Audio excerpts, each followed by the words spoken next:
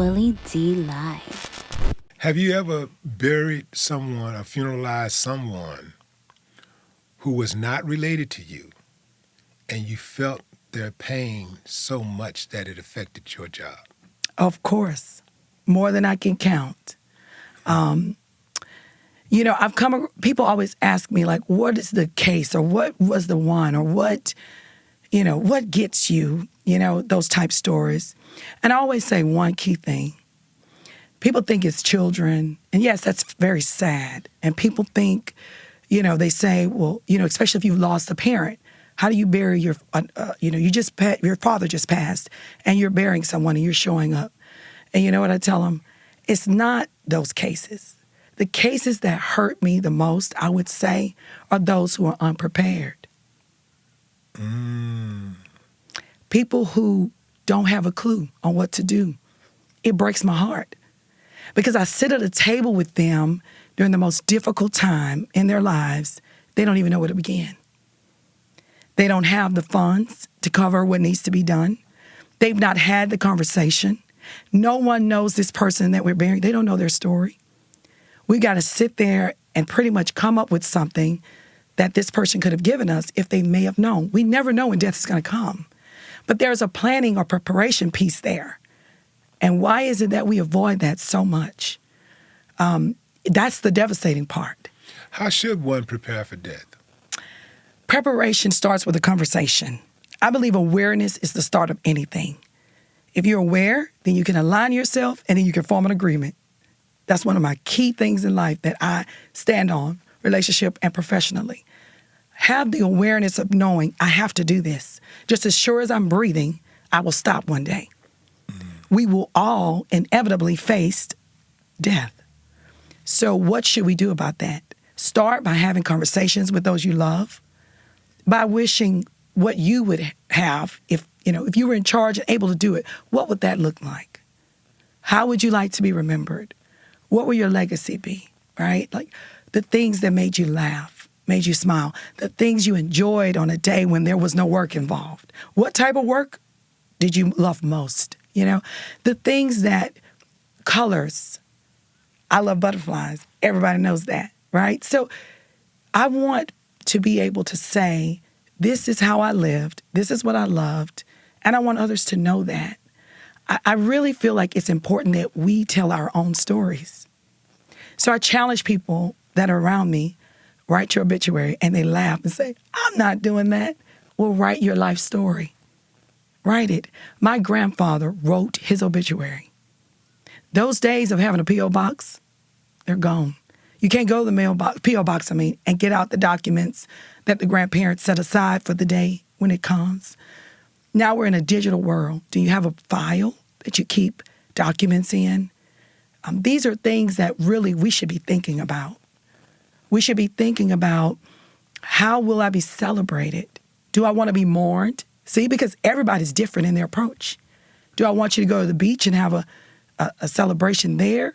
Or do I want to be in a building? Do I want to go to my church? Like, how are we having these conversations, or are we having them at all? I knew this was going to be a good episode, but This is an especially good episode because, it's probably, it's got to be one of the most important, period, right, just for the information that we're all going to need. There's nobody that's listening to this episode right now that is going like, well, that's not me. That's not me. That'll never happen to me. That's right. And then you hear those sayings, well, just put me in just throw me out back. Those things that's not possible. There has to be a plan. And if you don't plan, how selfish, because then you leave it for someone else to do. That's what gets me about some guys, and I'm just gonna keep it real, fellas, and if the shoe fit, you can't quit. Listen, I know some dudes, I've heard guys say they don't want to get an insurance policy because they don't want the woman spending the money with some other dude, or they don't want some dude even in the house. They don't want to leave a house to her or whatever because they don't want the guy in the house. Okay. And to that I say, excuse my French and pardon my vernacular, stop marrying these hoes. And that's just how I feel about it. Like, Right. if you feel like you've got a woman that you can't trust, why are you with her? And what does that say about you as a man? Right. I would not want to burden my children. Some of us, we're a financial burden in life. We don't have to be in debt. So I Yeah. mentioned alignment, right? Yeah. So how do you align yourself when you feel that way? Visit your local funeral provider. I manage a premier location in Houston, and people walk in every day saying, I want to set something up for myself, pay it off, 3, 5, 10 is too long, but it's an option. Pay it off. Your selections are done. You're done. You don't have anything left to worry about these other concerns that you may have. You could start there. Align yourself with what you need to cover you, since you're so concerned about that, which that's a whole nother issue. You probably can do another show on them not marrying those type of women, right? Mm-hmm. That could be a whole nother show. It could be. However, I will say they can align themselves with what needs to be done so that they don't have to be worried about that piece. Because there are other pieces to worry about, right? This is one piece of the puzzle, which is why wise people pre-plan. They go in, they select, they pay it off, they're done. Here's what and listen, I'm not a licensed insurance agent. I don't sell insurance. I have nothing for or against. What I would say is I have insurance, but it's not for when I pass for the funeral. It's for when I pass for the responsibilities and obligations financially, so that my children, my family, my husband, if something were to happen to me, would not be in a situation that they would not be able to handle or keep what we have invested in, right?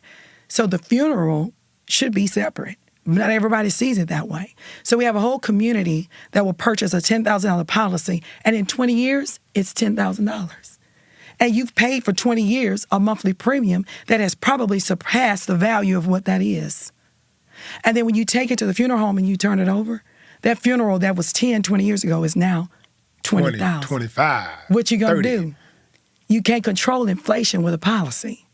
But you can control it if 20 years ago you had walked in your local establishment that you trust and said, let me take care of my business. Sign, pay, done. It's a choice. Yeah.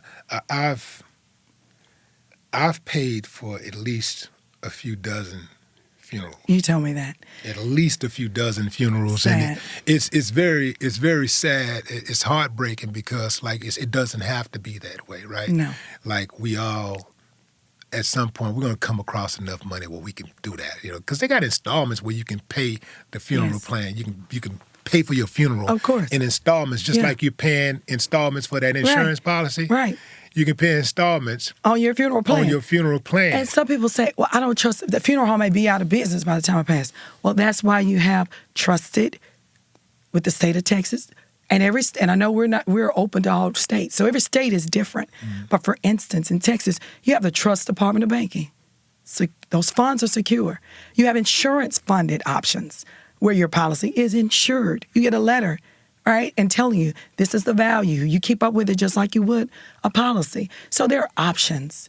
And the saddest part of it all is when the family is here sitting at the table and no one chose that option before we're at the table. That's not the time.